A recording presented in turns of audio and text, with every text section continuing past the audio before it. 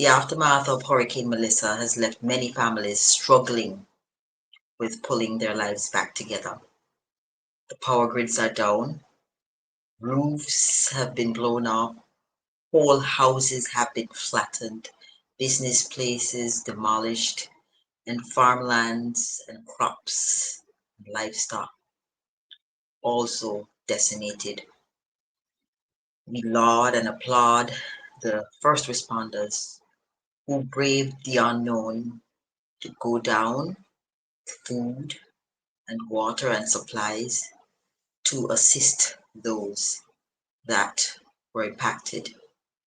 At this time, the three main parishes that are heavily impacted are St. Elizabeth, Westmoreland, and nobody's talking about Hanover, but Hanover was very badly impacted.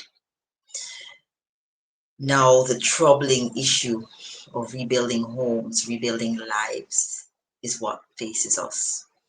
And so, as a result of our observations, analysis of the gaps, we have decided, a group of us, to launch a fundraiser to assist in this next phase, the phase that we consider helping persons to rebuild their lives, helping them with roofs over their heads, some kind of power supply, and food security with respect to getting the farmers back up and running with the native seeds and the traditional crops that were native to those locations.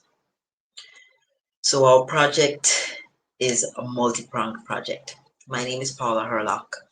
I've worked in rural development for many years, over 20 years. Wrote lots of grant funds, funded projects, implemented and executed hundreds of thousands of dollars worth of projects. I know the communities inside and out. I worked in Hanover for 10 years. I worked in conservation. I worked in sustainable agriculture, sustainable tourism development, and poverty reduction.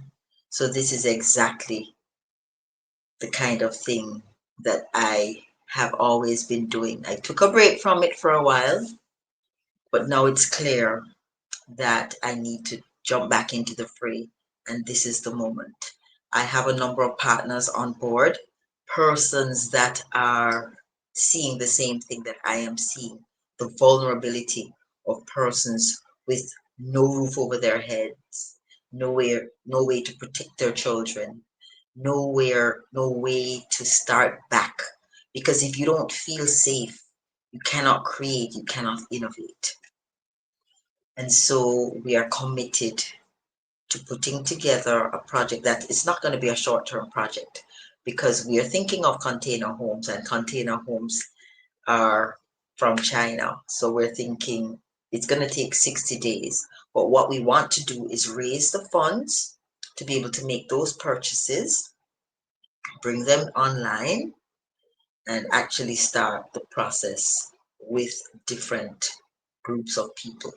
We can initially start a hub where we'll put a structure and some solar generators, because there are parishes that will not get electricity in the next 3 or 4 months. So we must make provisions for those people. The beautiful thing about this whole process is that the government is working hard, other citizens are working, different people have different areas. But the area that we have chosen is to at least get certain families, a nucleus, a roof over their head from which to start, and then they can build out from that. Yes, some people will say it's better to buy or give people building material.